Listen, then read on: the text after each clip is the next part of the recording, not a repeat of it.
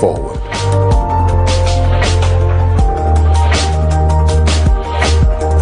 You need insight from hindsight to get to your foresight.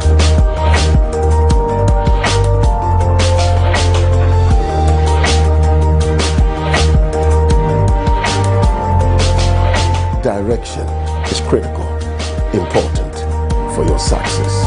Be directed.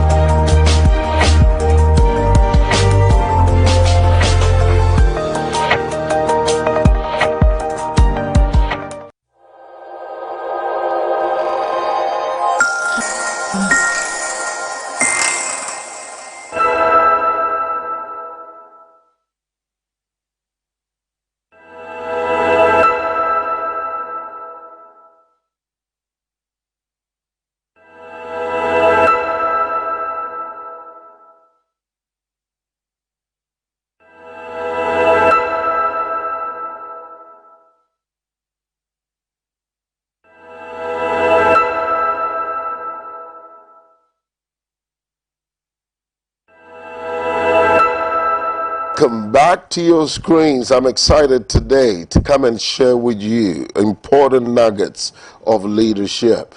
If you don't lead, you cannot be led. Remember that. If you don't lead, you cannot be led. And if you are not being led, we have a big issue. Okay? Right.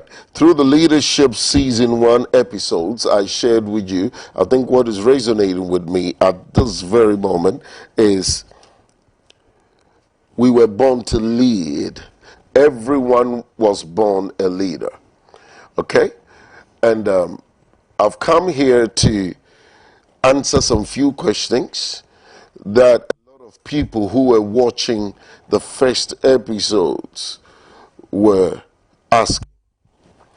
I believe that we'll put up a show where it will be a live show where we will interact with people from all over the world, and then I will have more time to answer more questions. These questions will interview me today, and I will try and do justice to them. I have on my prompter screen the first question that reads, in general, what is the best way to lead?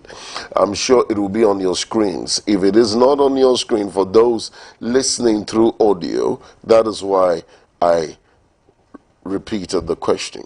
In general, what is the best way to lead? The best way to lead is to understand the voices of your followers. I repeat it again. The best way to lead is to understand the voices of your followers. When you understand what they say, not when you just hear what they say, but when you understand what they say, then a leader will be able to, exude right judgments. You need to understand. Some people are not communicators. They are not able to communicate what they are really thinking or what they are really going through. Others are only able to communicate based on what they know, where they grew up, how they think things ought to be communicated. So as a leader, you look beyond all this and try and understand their voices. There are different following voices. Some will have high-pitched voice, mid-equalization voice, low voice. I had to use that for you to get the different types of it. But all that I'm trying to say is you'll hear all different kind of voices. A voice that has a substance of anger behind it. A voice that has a substance of peace. A voice that has a substance of lack of confidence. A voice that really shakes and is nervous. You will hear different kinds of voices. A voice that is trying to take your position as a leader. A voice that is trying to teach you everything, that they know it all. A voice that has come to you and say, teach me everything, I don't know anything. A voice also that is always pounding you and saying, you keep saying this, but I don't understand. You keep saying this. Different voices of the followers that follow you will come to you every day. But as a leader, the best way to lead is to understand each of those voices. It might sound that is myriad, but it's not. You just need to understand that you have the capacity as a leader to interpret the understanding of the voices of your followers. This will be one of the subjects of season 2. How to interpret the voices of your followers. Question number 2. What are the essential habits of a leader? For those of you who are listening through audio, what are the essential habits of a leader? All right, I'll be able to give you a couple of them because time will not permit. But I believe that on the priority list, to lead, you ought to read. So a leader needs to read to maintain its lead. You need to read to maintain its lead. In your read, you need to adopt a habit of research. In your read, you need to adopt a habit of research. You need to love information. You need to love intelligence. You need to love it. You need to make it one of the habits that will cause you to lead properly. You need to read. You just need to read. I'm sure someone is saying, Dr. Biney, I don't like reading. No, it's not that you don't like reading. You don't like volumes of read, but you could take it one step out of the way. You need to read. Some of you will read through pictures. Some of you just will read through cartoons. Some of you will read by listening. Some of you will read your novels. You'll get stuffs from there. Some of you will read directly to a subject or a topic. Whatever it is, it should be a habit. You need to read. The next habit is a leader, you need to humble. I believe that I have a quote that says, when you humble, you bubble. You need to humble. You don't have to assume that the position where you are as a leader, you have it all. You need to humble. Why? Because census for success is not in one's mind. You need to humble. Number 3, what are some of the best strategies a leader should adopt to lead? The best strategies a leader should adopt to lead. This one will shock you. At a point in time, you need to divide to rule. That's interesting. It's a strategy. Sometimes you're leading people and they get themselves entangled in an association that will begin to bring down the full productivity of the people following you. You need to identify what is causing that and divide it and take it away. It's a good strategy. You also need to lead by an example. If you want people to understand where they really need to be, then you really need to lead by an example. Do it and explain. Do it and explain. Let them see you do it. Also, when they are doing it, get involved. Invest your involvement. I repeat it again. Invest your involvement. Don't stay away and roll the sleeves of your shirt waiting for report. No, get involved to achieve the results with them. Okay? So the question says, what are some of the best strategies a leader should adopt to lead? And I've given you a couple of them. These are great strategies. Number 4, what method should a leader apply during delegating assignments? Very important. The method you should apply is to understand the weaknesses and the strengths of those that you are, assigning kind of task to. You don't give a cameraman a carpentry job. You understand what I'm saying? All right. So you need to understand and know the strengths and the weaknesses of your followers, especially those that you are delegating tasks to. If you know this person is good at this place, all right, then you push him there to perform the task. But you can prepare that individual at places that you want them to improve. But when it comes to performance, you push where their strength is. What method should a leader apply during delegating assignments? That was question number 4. Apply that method. Use strengths and weaknesses. How do leaders attract followers? You attract followers by first making your vision clear and the objectives of your vision very, very pragmatic. In other words, when they read, whether you're there or not, they understand the roadmap. It is very simple. Now, the person who designed Google Map is not there with you, but when you tap on the app, you will be able to understand the route and follow the navigation of the A to Z route. It is therefore expedient to understand this. Very, very important. Question number 6, expectations for season number 2.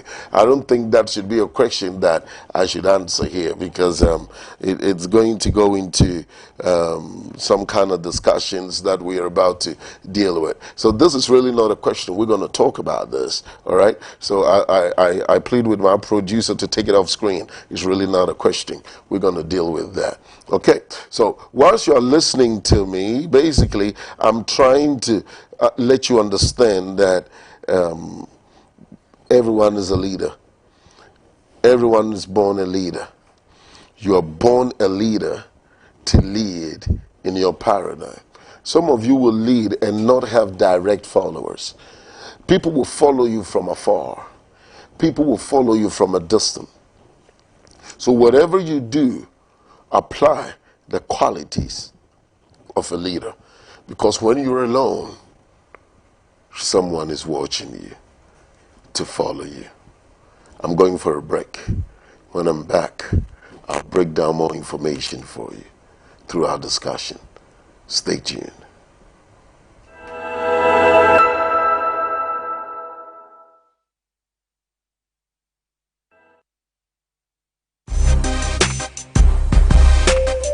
The faculties of Doxa Open University are offering the following programs in Professional Diploma, Advanced Diploma, Accelerated Degree, and Undergraduate programs. Programs on offer: Sports Media Practice, TV and Radio Presenting, Journalism and Communication Studies, Digital Music Making, PA System and Sound Engineering, Musical Instrument and Vocal Studies, Gaming Development, and IT Software and Hardware. Enroll now for free laptop or tablets. For more information, contact 0202 500 500, 0202 500 500. Doxa Open University, perfecting tomorrow's media today.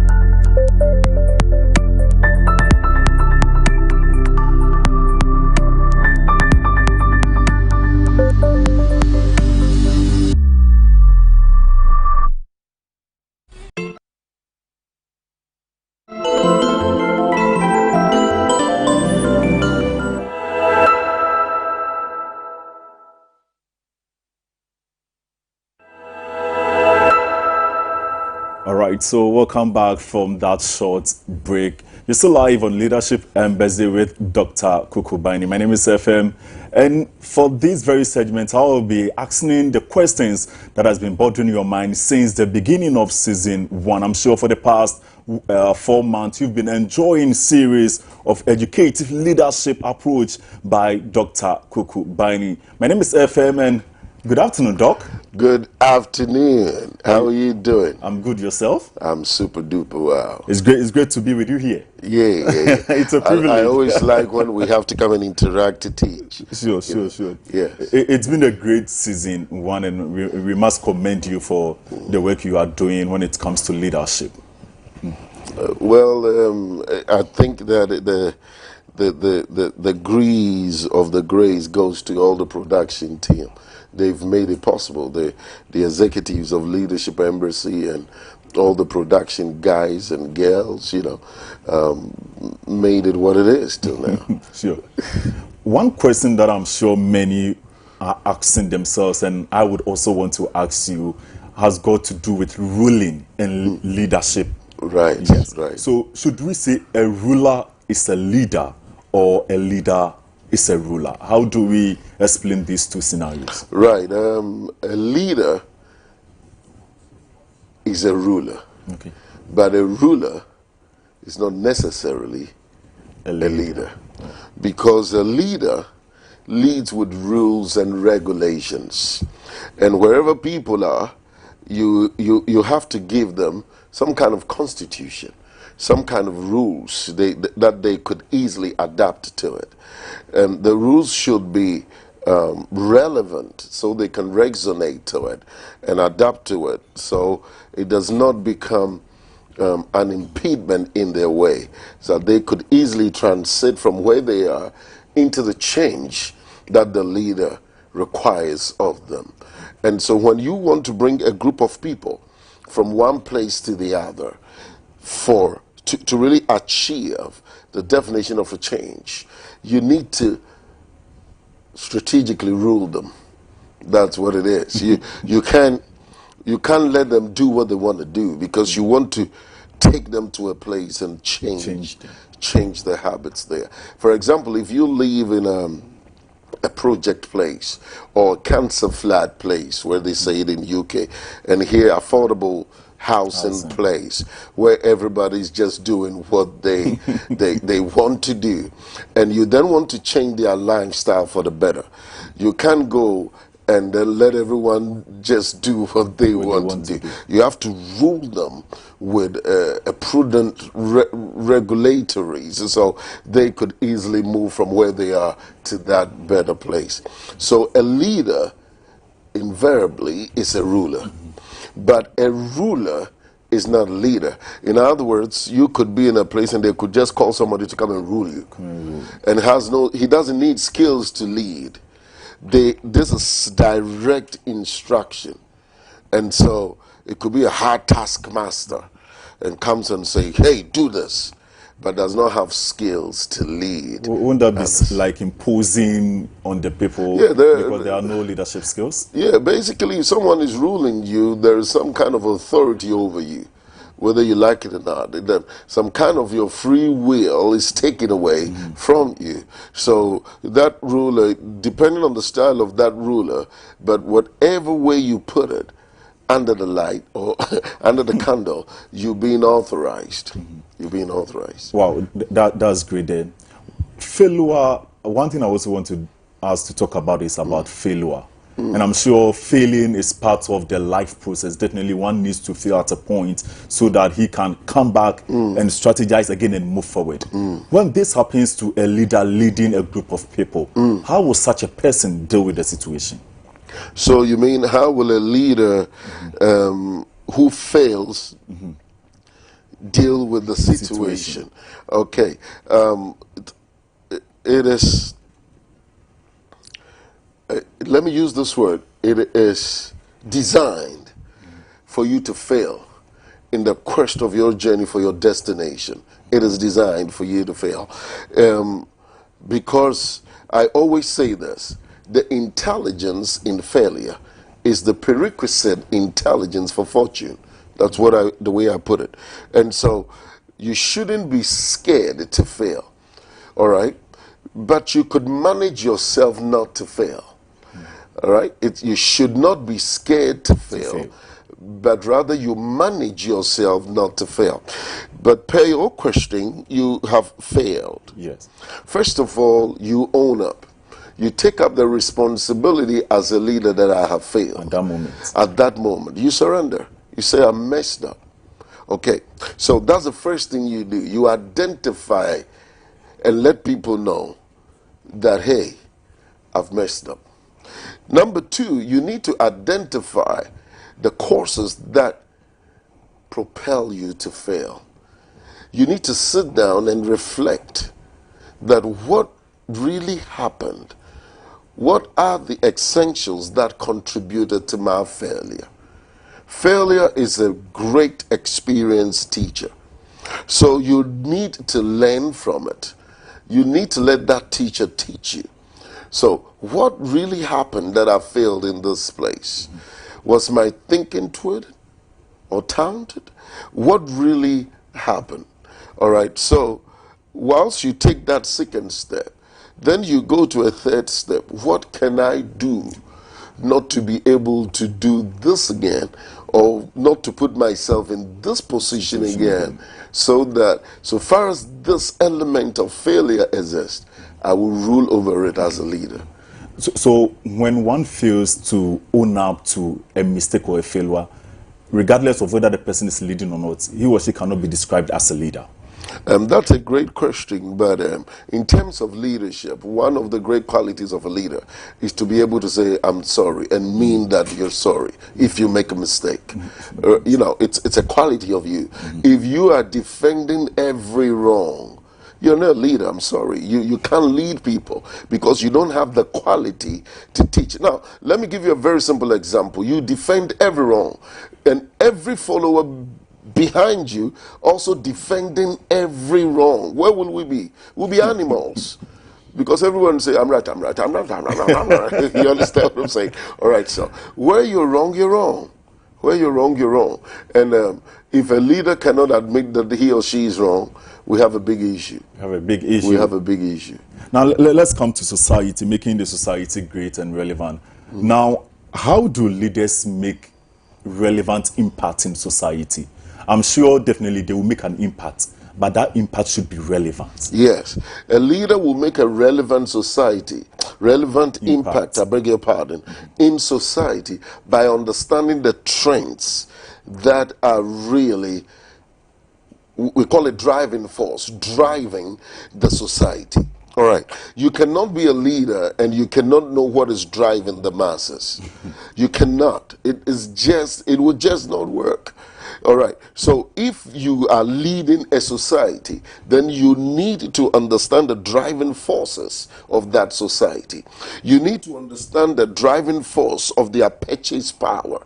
You need to understand the driving force of their fashion lifestyle. You need to understand the driving force of the way they relate to political and current affairs. You need to understand, because it's a society, you need to really understand even their driving force of the way they relate to taxes.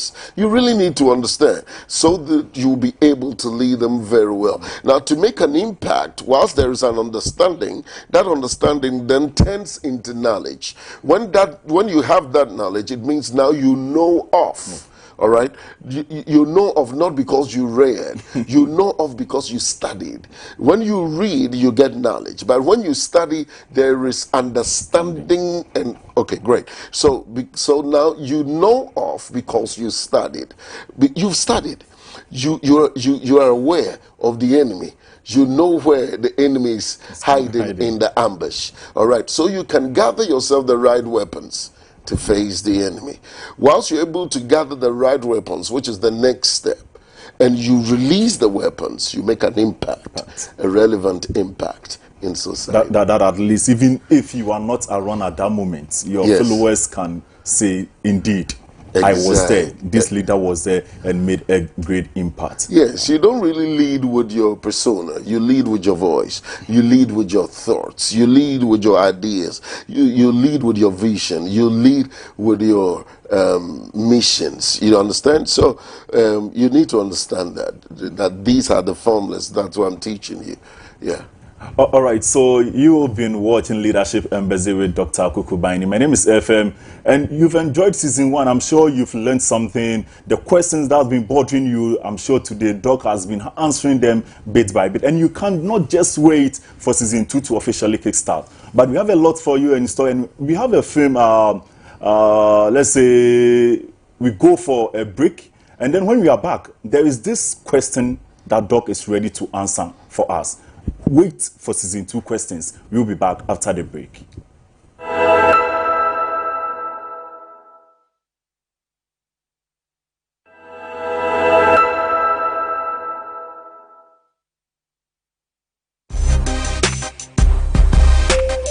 The faculties of Doxa Open University are offering the following programs in Professional Diploma, Advanced Diploma, Accelerated Degree, and Undergraduate programs. Programs on offer: Sports Media Practice, TV and Radio Presenting, Journalism and Communication Studies, Digital Music Making, PA System and Sound Engineering, Musical Instrument and Vocal Studies, Gaming Development, and IT Software and Hardware.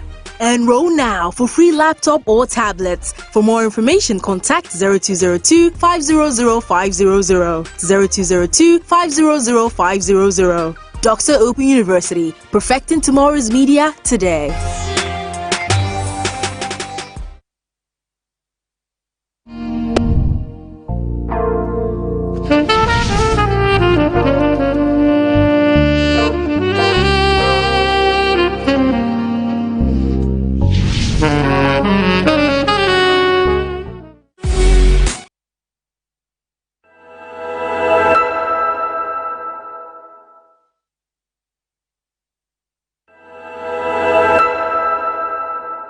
All right, so welcome back from that short break. You're still live on Leadership Embassy with Dr. Kuku Baini.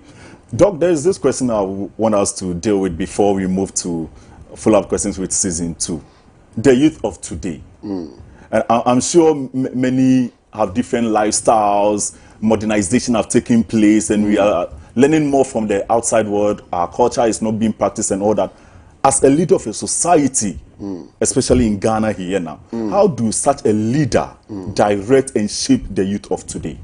Okay, the leader should first understand that not all cultures are right. You just need to grow to that level.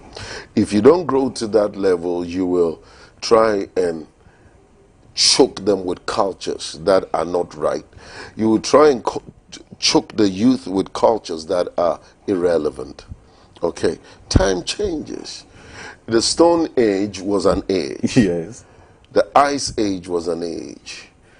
It cannot be relevant in the multimedia age. It just cannot be. It's not relevant. possible. It's not possible.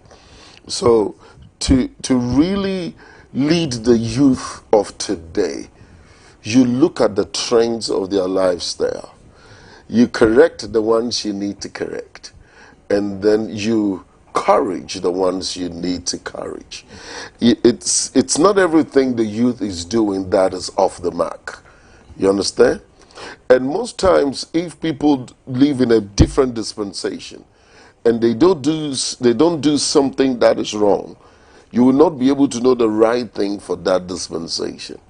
So you need to study lifestyles, different minds, different methods. What's the first lifestyle of the youth? The youth is always looking for a leader to follow. And the leader needs to understand that. The youth is always looking for a father figure, a mentor, a coach to follow. But here's the way they work. They don't think that the adult or the aged is the father figure, the mentor, the coach that they need. They think that the leader should be one of them. You understand? So One of our own. One of our own, so we follow. And sometimes the adults don't understand that principle, but it's correct. It's very correct. What does that mean? That means that a good mentor will train someone to go into its sphere to lead. Am I making sense to you? Now, the good book puts it this way. If you have a vision, if a leader and you have a foresight, the way you do it is you write it down. You don't go and do it, but you do it. You write it down. And then they take it and run with it. The running, you are not part of it.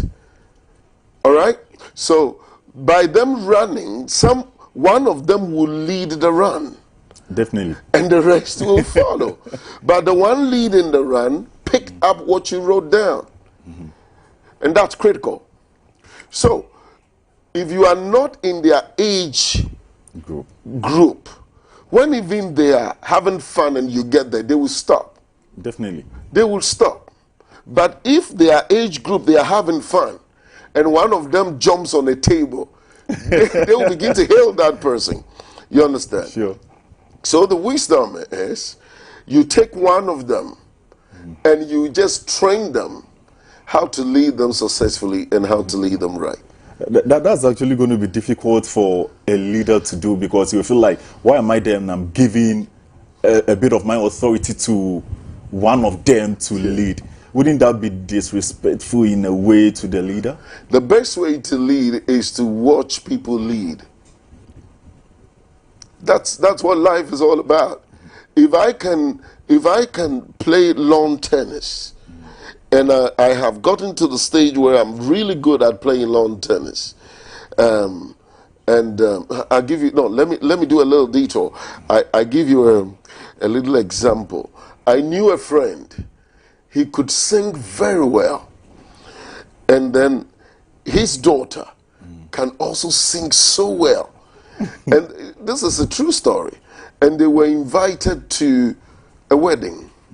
But after the wedding, they went, the reception time of the wedding, there was this window for singers and musicians. And then the first singer came, singing. So this, my friend, was sitting down, saying, I wish they would call me. I wish they would call. You know, people who like show. I wish they would call me. I wish they would call me. And then the MC was going around, but the MC went to the daughter and said, what's your name? Wow. So that you be the next. He called the MC and said, no, you should call me. You see what I was talking about? Exactly. You should not call her. Do you understand what I'm trying to say? Such an individual does not understand leadership and being successful in leadership. Being successful in leadership is when your successor is able to do more than you can do, and you sit there and you are still fulfilled. Many don't share the same idea, though. But the good book said it, so you can have a different idea. Jesus said, you will do more than I did. You understand what I mean? So that's the plan structure of the creator of the nature. So you need to really grow to that fact of truth, that those following you should be trained to do more than what you're doing. Wow, that's good. And I'm sure if you were a leader out there and you are watching and you've just heard Doctor say this, it is in a time that you delegate powers. Feel free and let your followers also take up a certain bit of a mandate.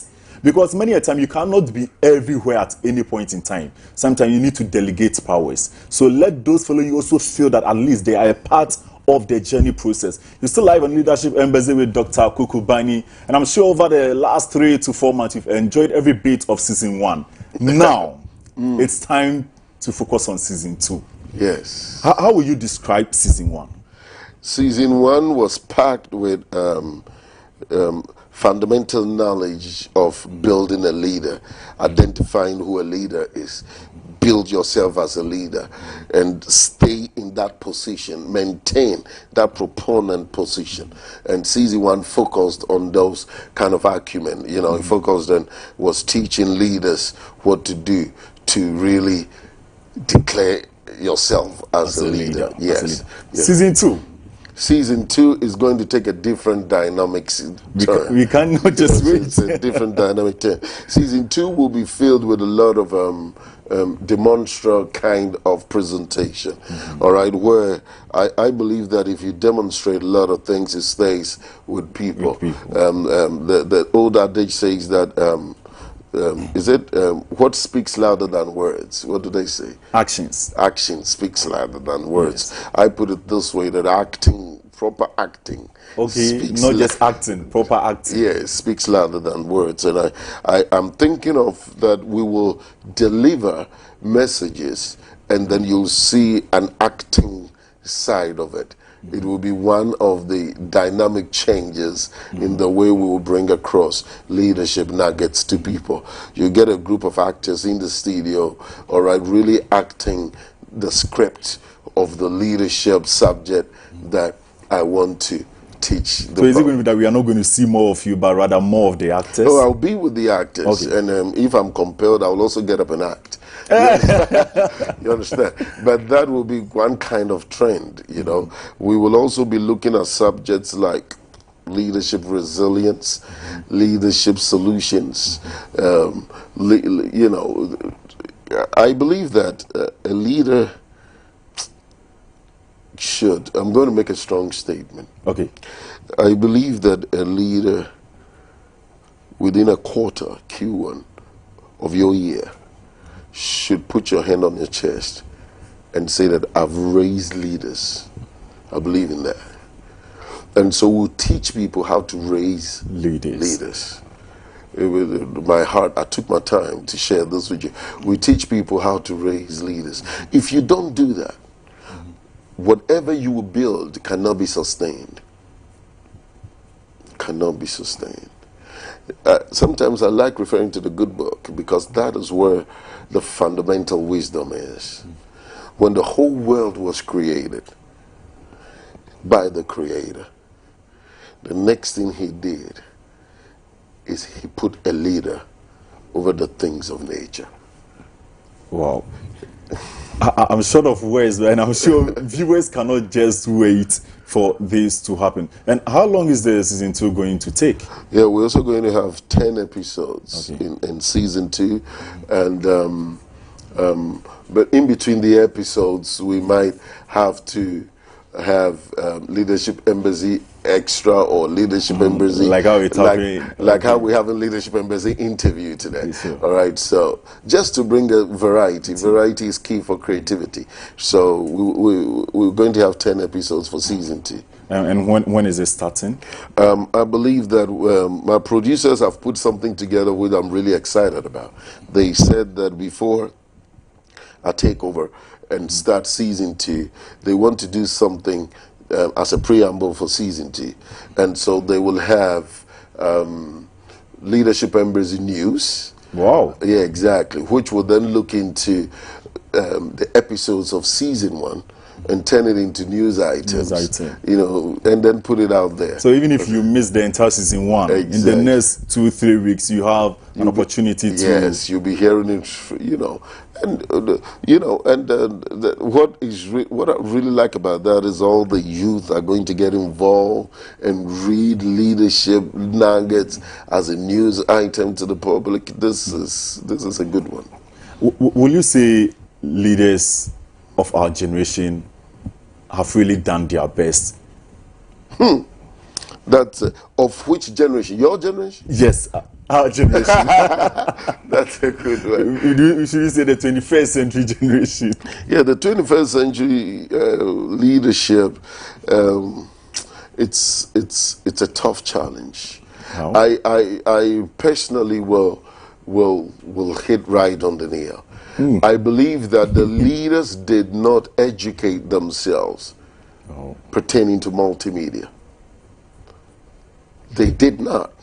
So therefore, if you look into their constitution, where they put media, which is the platform for the apex of development, you can't even find it in there. It becomes subsidiary. You understand what I'm trying to say?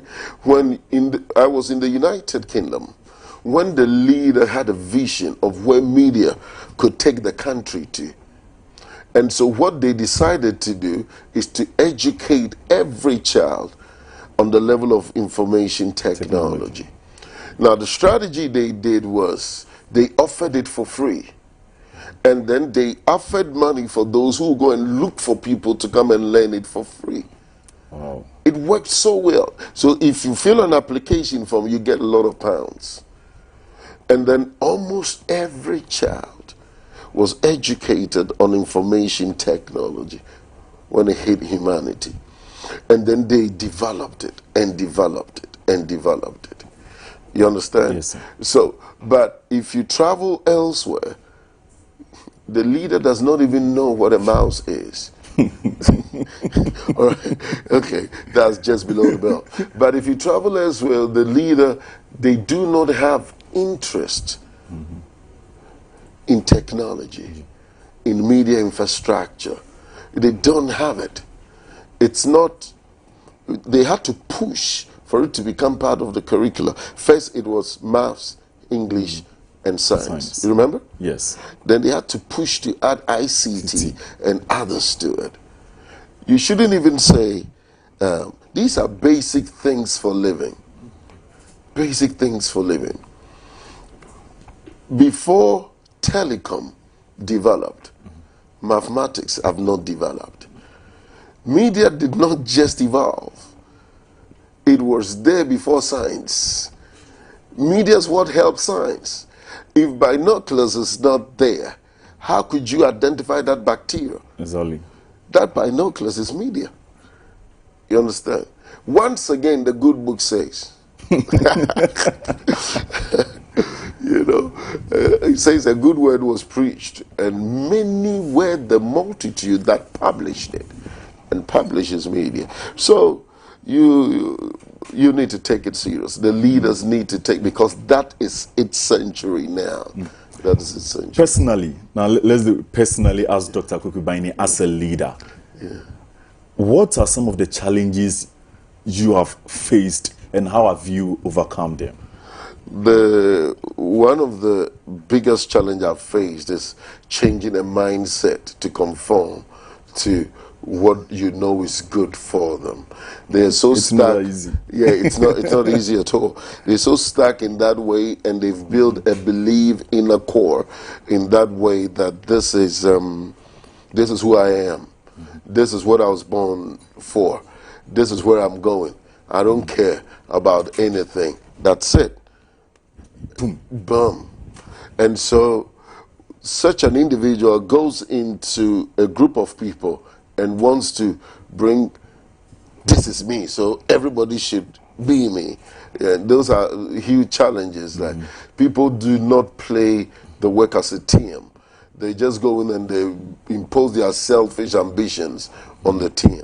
Then as a leader, you need to really know how to really work at it, so that that person becomes a team leader. That's tough to do, eh? That's serious. It is a position one day all of us want to be, but looking at how you're talking, we have a lot to read and learn. Yes. You know, one of the greatest things to change is how do I astound character habit?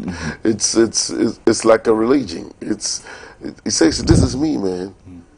This is me. They don't conform where we need to conform.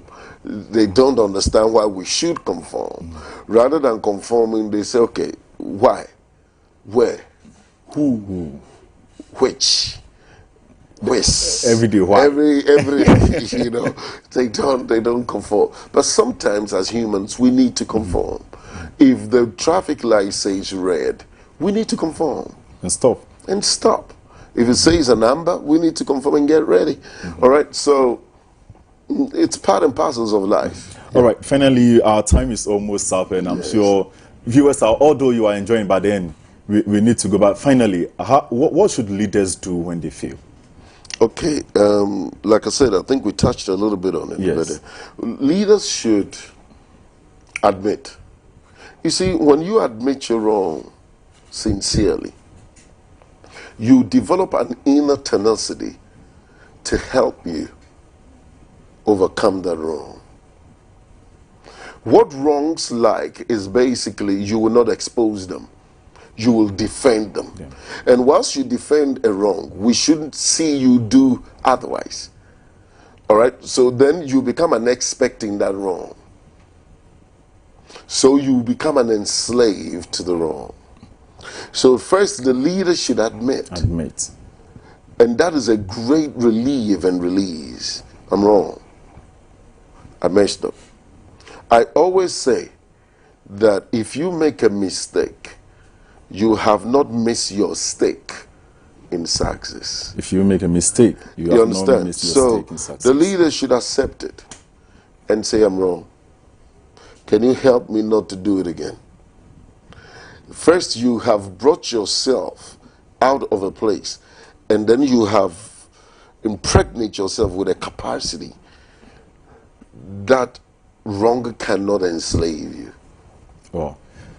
Thank you so much, Doc, and I'm sure before we leave, final words to our audience, to our viewers, to our followers on social media, Facebook, Instagram, YouTube. What do you have to say to them? Then we say bye-bye. Basically, season 2 is well planned to bring you teachings, learnings, informations, educative, name them however you want, to help you to be able to raise yourself very well and raise leaders, if you please. You don't have to miss it. We will use different creative ways to disseminate that information to you. So I admonish you to keep your eyes on the screens. Right after this show, the week and the preceding weeks, they will put the nuggets we've learned into a news structure so you can also resonate to it. But hey, I was born to teach you how to lead. I found my place and I'll do it, and do it to the best of my ability. Keep watching Leadership Embassy. Thank you. All right. Thank you so much, Dr. Kuku Baini. And thank you, viewer, for watching us. Keep watching Leadership Embassy. Next week, the news team will be in. Next 2 weeks, next 3 weeks. Then, Doc will say it for season 2. My name has been FM, and it has been awesome to have Dr. Kuku Baini with me. Enjoy the rest of our programs. This was Leadership Embassy.